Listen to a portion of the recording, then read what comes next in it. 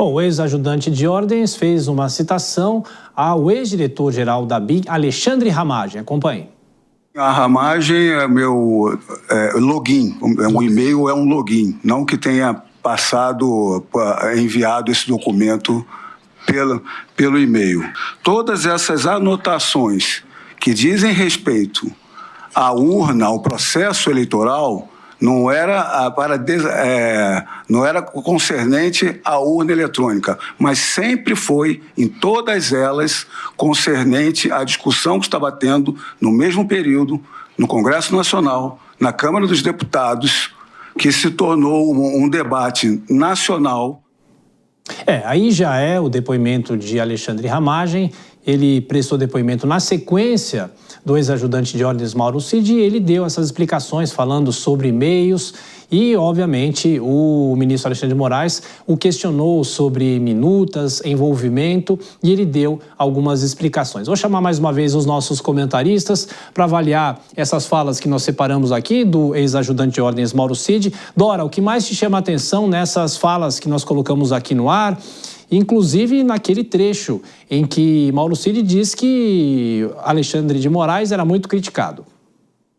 Não, pois é, ali não há como negar, porque isso é uma coisa pública, né? Agora é preciso ver que é o seguinte, as alegações, o Mauro Cid, ele depende, para que ele tenha os benefícios da delação, ele depende de que tudo que ele diga seja corroborado, ele precisa dizer a verdade. Se ele estiver mentindo, inventando, omitindo, ele pode perder os benefícios. Se isso ficar claro ao juízo do ministro relator, ele pode perder esses benefícios. Claro que tudo que ele delatou continua valendo, se for para a condução do processo, mas ele perde benefício. Por isso que ele isso é que dá, ao meu juízo, quer dizer, dá credibilidade ao que ele diz, porque ele está na dependência daquilo ser verdade. Ele está orientado por um grande advogado que sabe perfeitamente disso, então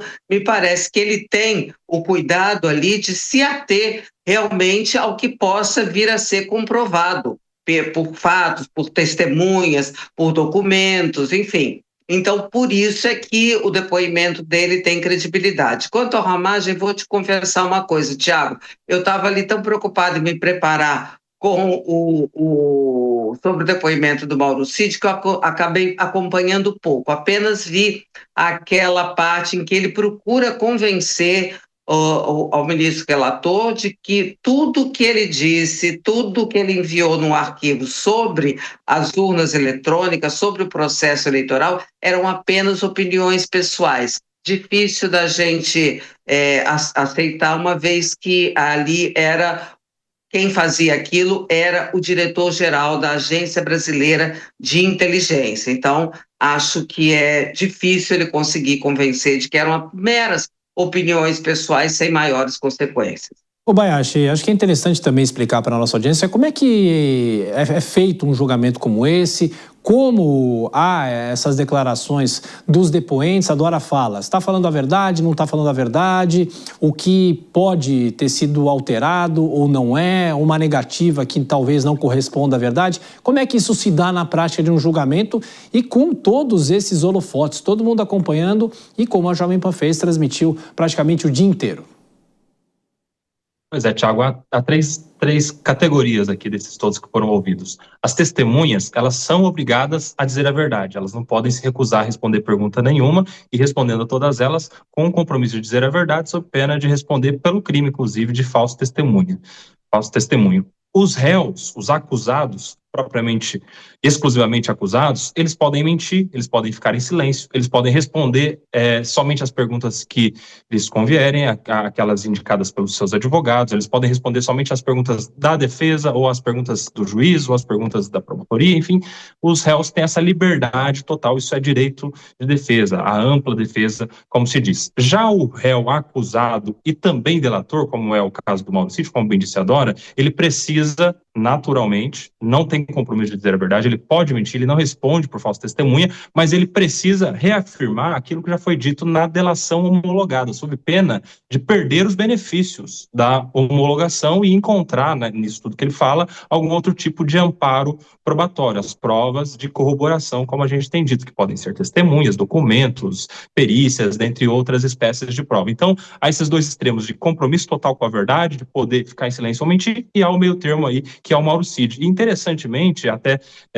pelo que foi o maior depoimento de hoje, esse do Mauro Cid, de tudo que ele falou em mais de 3 horas, uma fala final ali, perguntado pelo Dr. Celso Vilardi, chamou muita atenção, que foi o fato de que em nenhuma das reuniões, conversas, ligações, mensagens, se falou nada a respeito do que veio a ser o 8 de janeiro.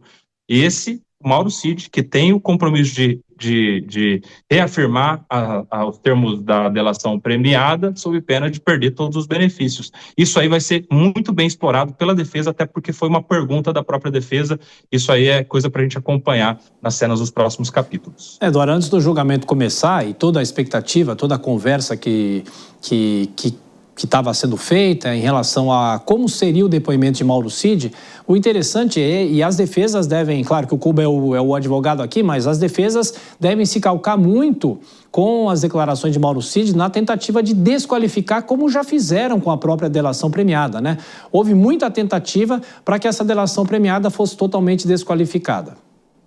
Olha, essa é a saída, né, que tem, porque o fio condutor é a delação premiada, ela não é a única condução, até porque isso não é aceito pela justiça, mas ela é o fio. Então, todo o tempo a gente viu, antes de começar essa fase, antes de ser aceita a denúncia, apresentada a denúncia, a tentativa de desqualificar. Eu acho que é o papel exatamente da defesa. E a gente viu que as indagações por parte dos advogados mais duras foram justamente dos advogados do ex-presidente Jair Bolsonaro e do ex-ministro da Casa Civil, ex-candidato a vice-presidente, o general Braga Neto, que é o Juca Oliveira Lima, né? Então, eles foram absolutamente ali duros, até conseguiram, de alguma maneira, provocar alguma hesitação, criar algum tipo de constrangimento ali no Mauro Cid, e a gente vai ver que esse realmente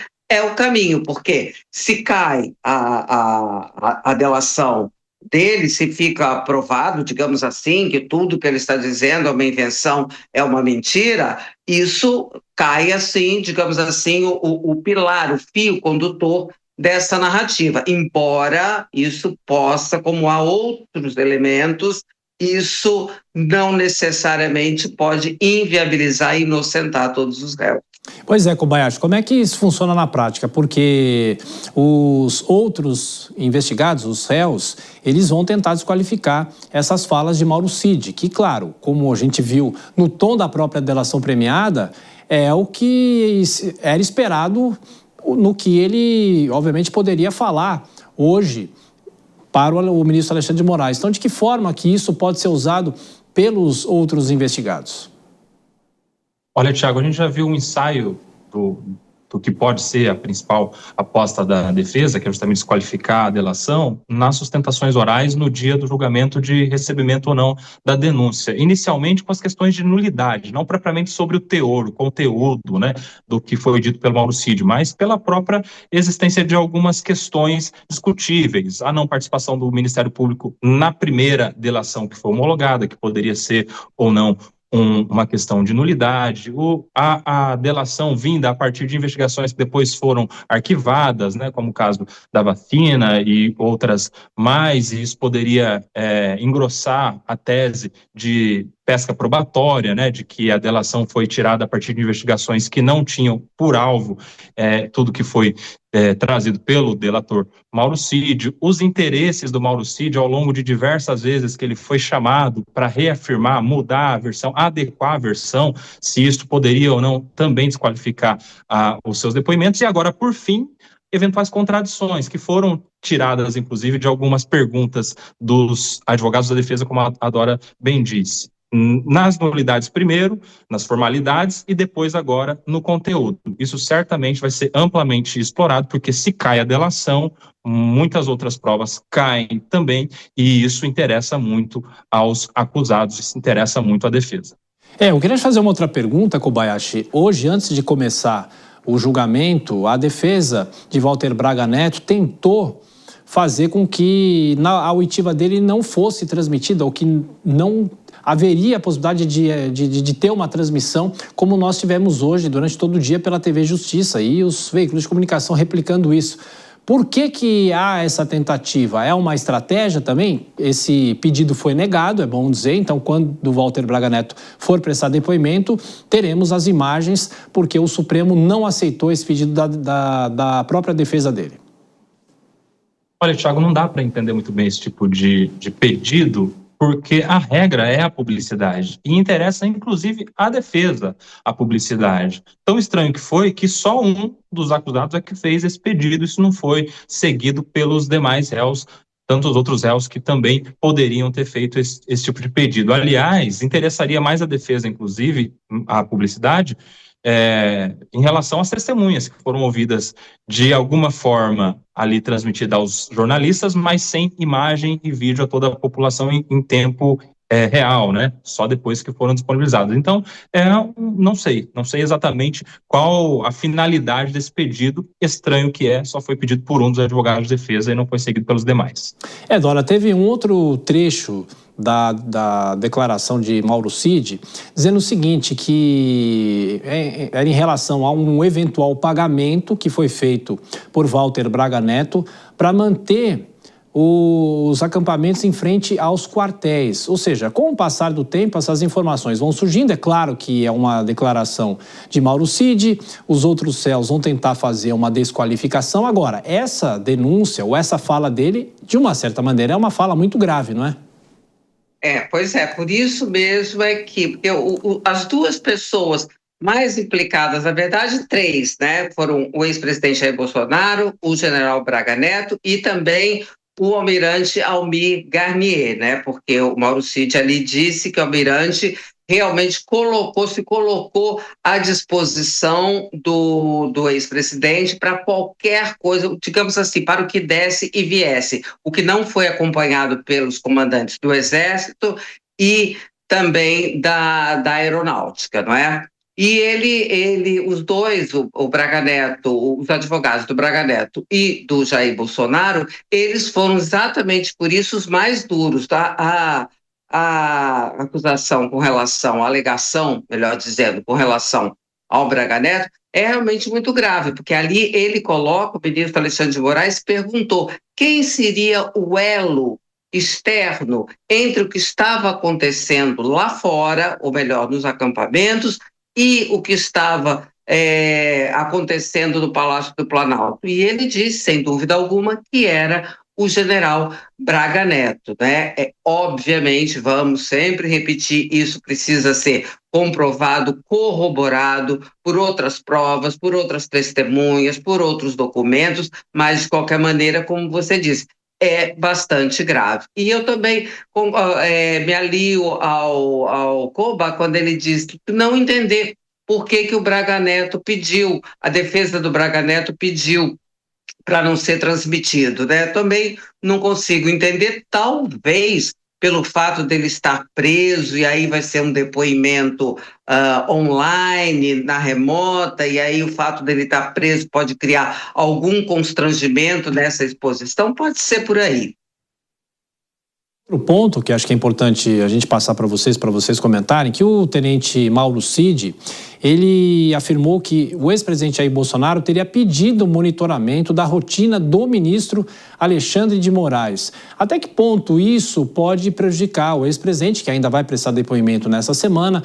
Não sabemos o dia exato, porque depende da ordem alfabética. Inclusive, hoje, depois de Alexandre Ramagem, o possível ainda depoente do dia, mas não deu tempo, foi o general Heleno, né? A defesa até pediu para que o depoimento fosse feito hoje, mas ele disse, não tem mais tempo, vai continuar amanhã, às 9 horas da manhã, possivelmente. Então, em relação a isso, até que ponto que isso implica o ex-presidente Jair Bolsonaro, isso traz um outro ponto em relação a toda essa discussão? É que eu fale, posso falar? Pode falar, Dora. Depois eu passo para o Kobayashi. Vou me adiantando. Não, por favor. Porque também é breve. É um elemento a mais, tá certo? Claro que não é agradável se isso também ficar provado que ele pediu o monitoramento do Alexandre de Moraes. Isso se alia àquela outra declaração que o então presidente, ao olhar o texto do decreto, pediu, ou teria pedido, segundo o Mauro Cid, para que fossem excluídas as outras autoridades, como outros ministros do Supremo e o presidente do Senado, e mantido apenas o ministro Alexandre de Moraes, o que configuraria, você junta as duas informações e aí a coisa fica parecendo fazer sentido. E aí, claro, que complica ou complicaria, se tudo ficar muito bem estabelecido, o ex-presidente Jair Bolsonaro. E para você, Kobayashi? Você sabe, Thiago, que esse plano de monitoramento, até de assassinato, de autoridades, prisão, inclusive, isso tudo foi dito pelo Mauro Cid hoje, novamente dito pelo Mauro Cid hoje, é o ponto mais frágil para os réus todos aí. E isso leva para uma discussão jurídica em que certamente acusação e defesa vão se contrapor se isso, por si só, o plano de matar, de monitorar, de prender autoridades, o plano é ou não é início da tentativa de golpe, se isso é início de ato executório ou se isso é ato preparatório. Isso juridicamente, tecnicamente, faz muita diferença, porque se havia esse plano, por que é que não foi levado a efeito? Não estou dizendo do 8 de janeiro, estou falando esse plano de prender autoridades, plano de instituir um estado de sítio, ainda que ilegal, inconstitucional, ainda que seja a maquiagem de um golpe de Estado. Por que é que isso tudo não foi levado adiante? Se foi por uma desistência voluntária, não há tentativa. Se foi por circunstâncias alheias à vontade do presidente e de seus aliados, aí a tentativa. Enfim, isso vai levar certamente a uma discussão jurídica relevantíssima lá na decisão final de condenação ou absolvição, porque isso tecnicamente é o que diferencia o início ou não de uma tentativa de golpe de Estado.